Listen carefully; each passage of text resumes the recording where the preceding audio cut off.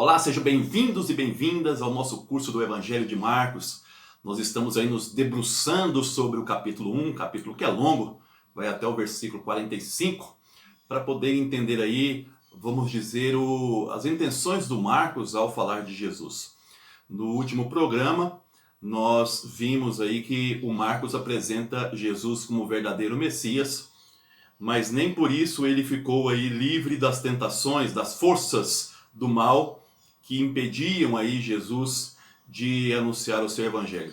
Vimos aí a figura do João Batista e hoje então nós vamos iniciar aí no capítulo 1, o versículo é o versículo do 14 até o 20, onde nós vamos ver aí o início da pregação ou da missão de Jesus.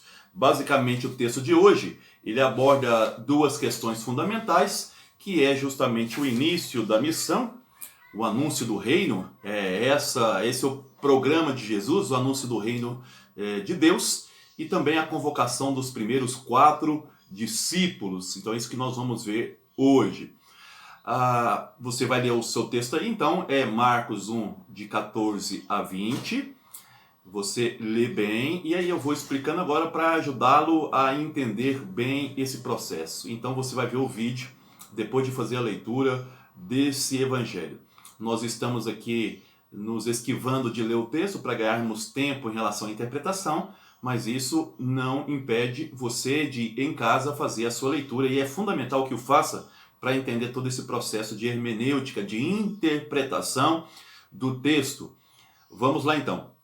O primeiro ponto importante é que Marcos vai dizer que Jesus começou a sua missão com a prisão do mensageiro João Batista.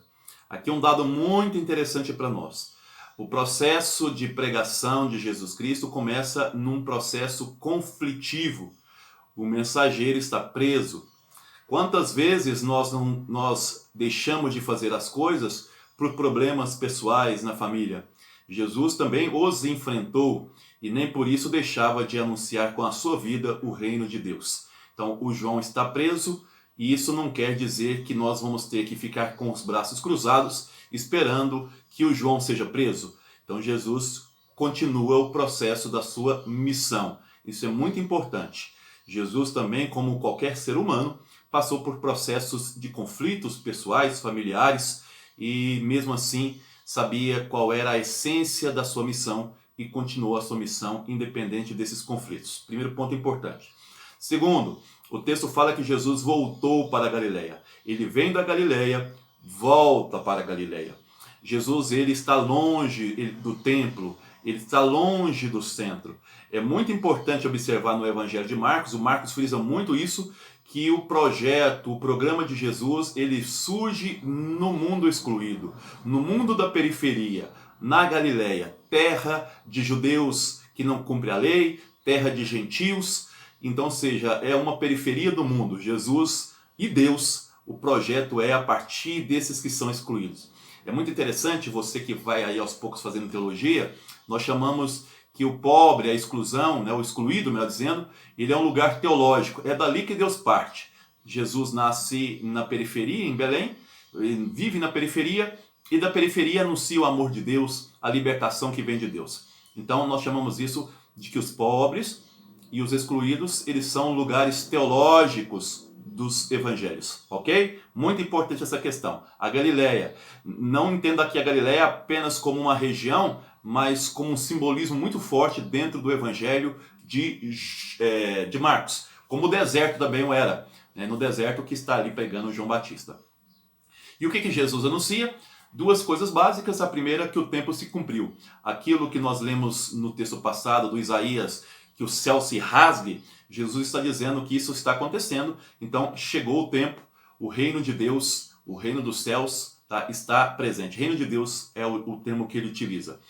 E outro ponto importante que ele vai anunciar vai ser então a conversão. Não a conversão dos pecados, isso aqui é interessante. A conversão é mudança de vida, é mudança de mentalidade. Porque muitas situações que nós nos encontramos está muito mais nas nossas atitudes, no nosso fechamento de mentalidade, no não querer mudar. Então Jesus ele propõe aí uma conversão, uma mudança de vida.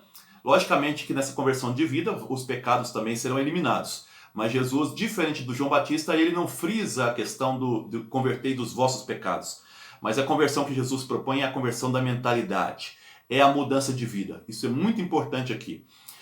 Outro ponto importante, que Jesus ele anuncia o reino de Deus. Jesus não faz promoção pessoal. Ele não fala dele. Ele fala do reino de Deus. A figura central na missão de Jesus é o Pai. É Deus, não é ele. Isso é muito importante. Ele centra sempre na figura de Deus. Se para João, Deus ele é juiz, para Jesus ele é juiz também. Mas antes de tudo ele é salvador. Ele vem para nos salvar. Para nos abrir os olhos. Vocês vão ver no Evangelho de Marcos que o Marcos fala muito dessa questão da alienação.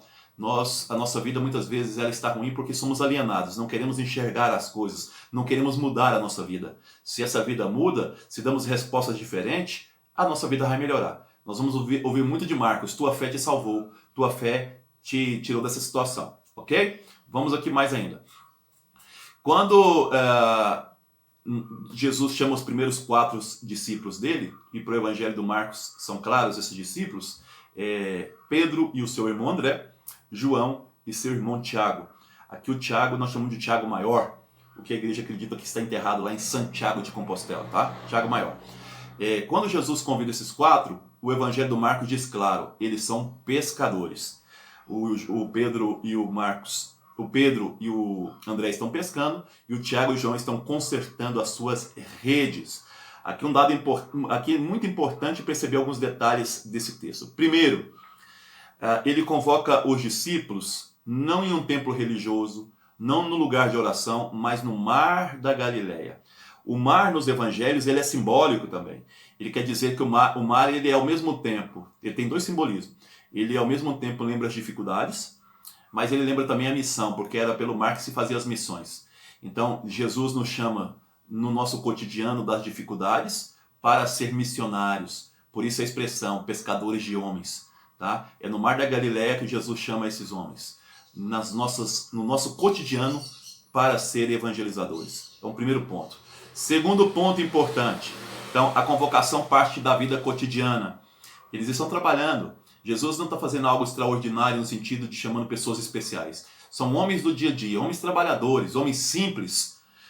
Não chama intelectuais para anunciar doutrinas, mas homens que têm vida e que precisam repensar, inclusive, a sua situação. E é isso que nós vamos trabalhar aqui agora. O que é importante para seguir Jesus é deixar as nossas seguranças. Eles são seguros. Eles faziam parte aí do que nós chamamos hoje de classe média. Eles viviam em associações de pesqueiros, de pescadores. Só que nessa associação tinha muitas pessoas que estavam acomodadas, a minha vida está boa. E esses 4 que Jesus chamou não estavam acomodados. Eles conhecem, eles sabem a dificuldade daqueles que não têm condições para trabalhar. Eles conhecem a vida do dia a dia da região ali de Cafarnaum, da Galileia. Então, esses 4 eles estão inquietos por dentro. Quando Jesus os chama para ser pescadores de homem, o Marcos aqui está citando um texto de Jeremias 16:16, quando Deus diz, estou enviando pescadores, depois estou enviando cães, era uma espécie de julgamento. Ou seja, seguir Jesus é condenar a sociedade que exclui. Seguir Jesus é não ficar na mesmice. Seguir Jesus não é aceitar uma vida boa para si enquanto o outro está sofrendo. Então aqui, o primeiro texto é um texto profético. Marcos está dizendo que a missão de Jesus parte da profecia. Para confirmar isso, depois nós vamos ter aí o texto também de Reis 19, quando Eliseu ele está trabalhando e o Elias vai convidá-lo. Ele estava trabalhando na ajuda de boi e ali Jesus vai convidá-lo. Quer dizer, os profetas convidam os seus seguidores no dia a dia, no trabalho. Não é uma coisa extraordinária. Mas as pessoas, para aceitar esse convite, têm que estar numa situação de inconformismo, não aceitar o mundo como está. Por mais que a minha vida esteja boa, a do meu irmão não está. E esses 4, Pedro, Tiago, João e André, sabiam que a vida deles estava razoavelmente boa, mas não era a vida da maioria das pessoas da Galileia. Eles aceitam sair da sua segurança. Eles aceitam entrar nesse mundo da prática libertadora que envolva mais pessoas. Isso é muito importante aqui para entender o chamado de Jesus. Precisa de um mínimo de inconformismo e precisa estar aberto aos excluídos para seguir Jesus. Olha que mensagem. em conformismo e está aberto aos excluídos para seguir Jesus Cristo. É isso aí, fiquem com Deus, até o próximo programa aqui do Evangelho de Marcos.